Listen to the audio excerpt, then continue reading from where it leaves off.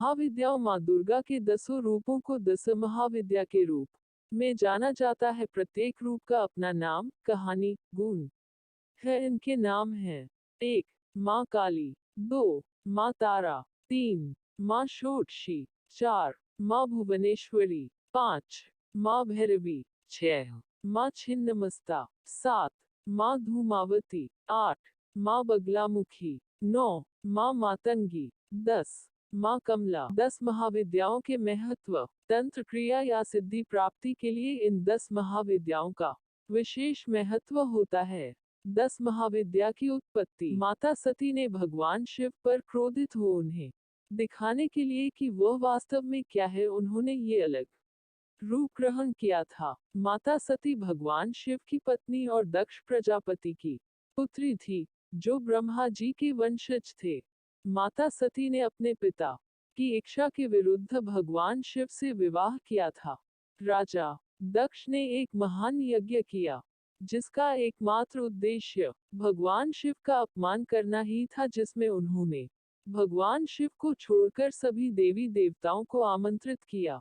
माता सती ने नारद मुनि से अपने पिता के यज्ञ के बारे में सुना, तो उन्होंने भगवान शिव जी से यज्ञ में जाने की अनुमति मांगी। उन्होंने कहा कि एक बेटी को अपने पिता के निमंत्रण की आवश्यकता नहीं है, पर भगवान शिव ने उन्हें यज्ञ में ना जाने की सलाह दी। यह सुनते ही माता सती उग्र हो गई। उन्हें लगा कि शिवजी उनके साथ एक अज्ञानी महिला की तरह व्यवहार कर रहे हैं, ना कि माता सती महाशक्ति की मां के रूप में भगवान शिव को दिखाने के लिए कि वह वास्तव में क्या है।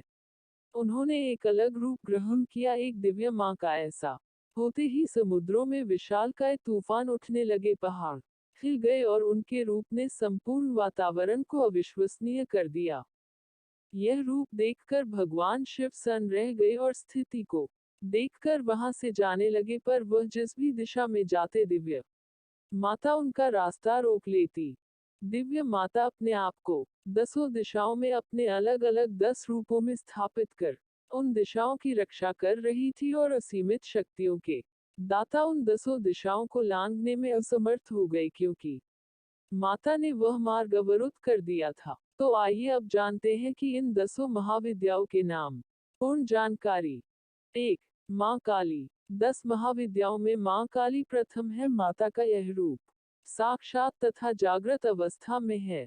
दैत्यों के विनाश के लिए माँ ने यह रूप धरा है। इनका स्वरूप अत्यंत भयावह है। मुंडमाल धारण किए तथा खप्पर उठाए हुए माँ अपने भक्तों को अभयदान देती हैं। ये रक्तबीज तथा चंड व मुंड जैसे महादैत्यों का नाश करने वाली माँ शिवप्रिया साक्षात चामुंडा का रूप है। इनका क्रोध शांत करने के लिए स्वयं महादेव को इनके चरणों के आगे लेटना पड़ा था। माँ काली का शक्तिपीठ कोलकाता के कालीघाट पर दक्षिणेश्वरी काली तथा मध्य प्रदेश के उज्जैन के भैरवगढ़ में गढ़कालिका के नाम से स्थित है। इसके अलावा गुजरात के पावागढ़ में भी माता का जागृत शक्तिपीठ स्थित है। 2 माँ तारा। माता का यह स्वरूप मुख्यतः तांत्रिकों में पूजा जाता है। माना जाता है कि इनकी सर्वप्रथम आराधना महर्षि वशिष्ठ ने की थी। पौराणिक कथाओं के अनुसार पश्चिम बंगाल के वीरभूम जिले में माता सती के नेत्र गिरे थे। इसी कारण इस पीठ को नयनतारा एवं तारापीठ भी कहा जाता है। हिमाचल की राजधानी शिमला से लगभग 13 किलोमीटर की दूरी पर शागी नामक स्थान पर इनका एक मंदिर है।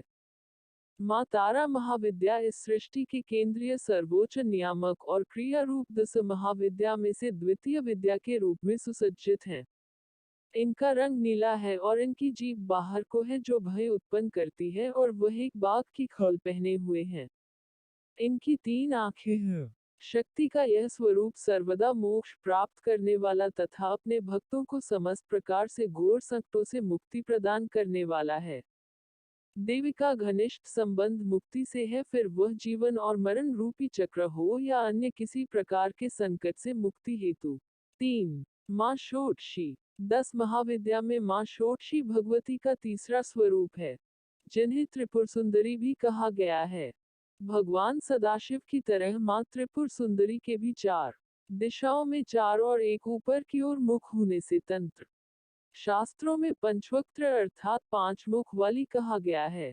माँ 16 कलाओं से संपूर्ण है, इसीलिए इनका नाम षोडशी भी है। इन्हें तंत्र में श्री विद्या की अधिष्ठात्री देवी और श्री यंत्र अर्थात श्री चक्र सामग्री के नाम से भी जाना जाता है। षोडशी साधना सुख के साथ साथ मुक्ति के लिए भी की जाती है। त्रिपुर सुंदरी साधना शरीर, मन और भावनाओं को नियंत्रण करने की शक्ति प्रदान करती हैं। 4. माँ भुवनेश्वरी। इन्हें आदि शक्ति तथा मूल प्रकृति कहा जाता है। माता भुवनेश्वरी ही शताक्षी तथा शाकुंभरी देवी के नाम से भी प्रसिद्ध है। प्रायः मनुष्य पुत्र प्राप्ति की कामना से इनकी आराधना करते हैं। इनका स्वरूप सौम्य है तथा भक्तों को अभय तथा सिद्धियां प्रदान करना इनका विशेष गुण है। माता की आराधना करने से साधक को सूर्य के समान तेज और ऊर्जा प्राप्त होती है। 5. माँ भैरवी। 10 महाविद्याओं में माँ भैरवी 5वां स्वरूप है। भैरवी देवी का एक क्रोध और दिल दहला देने वाला रूप है जो प्रकृति में माँ काली से शायद ही अभिवाच्य है। देवी भैरवी भैरव के समान ही है जो भगवान शिव का एक उग्र रूप है जो सर्वनाश से जुड़ा हुआ है।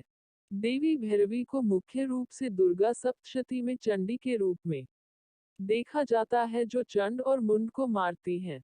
वे सभी भय से मुक्त हैं और हमें सभी भय से मुक्त कराते हैं।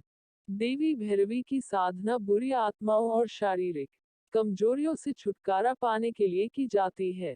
6. माँ छिन्नमस्ता। छिन्नमस्तिका देवी के हाथ में अपना ही कटा हुआ सिर है तथा दूसरे हाथ में कटार है। देवी छिन्नमस्ता की उत्पत्ति के बारे में कई कहानियां हैं और कई पुराणों में भी इनका अलग अलग उल्लेख है और उनकी माने तो देवी ने कोई बड़ा और महान कार्य पूरा करने के लिए ही यह रूप धरा था। उनके स्वरूप को हम देखें तो वह एक हाथ में खड़क और दूसरे हाथ में धारण किए हुए हैं। अपने कटे हुए स्कंद से रक्त की जो धाराएं निकलती हैं उनमें से एक को वह स्वयं पीती हैं और अन्य 2 धाराएं से अपनी वर्णनी और शाकिनी नाम की 2 गणों को तृप्त कर रही हैं। शिव शक्ति के विपरीत रति आलिंगन पर आप स्थित है। छिन्नमस्तिका साधना अपने क्रूर स्वभाव के कारण तांत्रिकों, योग्य और सब कुछ त्याग चुके महानुभावों तक ही सीमित है। आम लोगों के लिए इनकी उपासना खतरनाक है। हालांकि शत्रु का नाश करने के लिए छिन्नमस्तिका साधना की जाती है। 7. माँ धूमावती। माँ धूमावती का कोई स्वामी न होने के कारण इन्हें विधवा माता कहा जाता है। इनकी आराधना करने से आत्मबल का विकास होता है तथा साधक के जीवन में निडरता तथा निश्चिंतता का भाव प्रकट होने लगता है। ऋग्वेद में इन्हें सूत्रा कहा गया है। सूत्रा का अर्थ है सुखपूर्वक तारने वाली। इनकी आराधना के लिए साधक को सात्विक, सत्यनिष्ठ तथा नियमों के पालन करने वाला होना चाहिए। उसे लोभ लालच से दूर तथा शराब एवं मांस से भी दूर रहना चाहिए। माता धूमावती अत्यधिक उग्र है। एक बार भगवान शिव से भोजन मांगने से देरी होने पर इन्होंने शिवजी को ही निगल लिया था। ऐसा करते ही देवी के शरीर से धुआं निकलने लगा और शिवजी अपनी माया से बाहर आ गए और देवी से कहा कि तुमने अपने पति को निगल लिया है, इसलिए तुम विधवा हो गई हो। अब तुम्हें बिना किसी श्रृंगार के रहना होगा तथा जगत में धूमावती के नाम से तुम्हारी ख्याति होगी। 8. माँ बगलामुखी। बगलामुखी 10 महाविद्याओं में 8वीं महाविद्या है और इनको स्तंभन शक्ति की देवी भी माना जाता है। सौराष्ट्र में प्रकट हुए महातूफान को शांत करने के लिए भगवान विष्णु ने तपस्या की थी और इसी तपस्या के फलस्वरूप माँ बगलामुखी का प्राकट्य हुआ था। माँ बगलामुखी को पीताम्बरा के नाम से भी जाना जाता है। पीताम्बरा आत्मा का ऐसा स्वरूप है जो पीत अर्थात पीला वस्त्रों से, पीत आभूषणों से, स्वर्णाभूषणों से और पीत पुष्पों से सुसज्जित है। माँ के चेहरे पर स्वर्ण के समान आभा शोभायमान है। माँ बगलामुखी को पीला रंग बहुत प्रिय है। इनकी पूजा तंत्र की पूजा है, अतः बिना किसी गुरु के निर्देशन के नहीं करनी चाहिए। शत्रु और विरोधियों को शांत करने के लिए बगलामुखी जन्मोत्सव पर इनकी पूजा की जाती है। 9. माँ मातंगी। मातंग भगवान शिव को कहते हैं जिनकी शक्ति मातंगी हुई। गृहस्थों के लिए इनकी आराधना विशेष फलदायी है। अभीष्ट फल की प्राप्ति तथा गृहस्थ जीवन को श्रेष्ठ बनाने के लिए इनकी पूजा अर्चना की जाती है। माता मातंगी भगवान शिव की ही भांति मस्तक पर चंद्रमा धारण करती हैं। माँ मातंगी वैदिक सरस्वती का तांत्रिक रूप है और श्री कुल के अंतर्गत पूजी जाती है।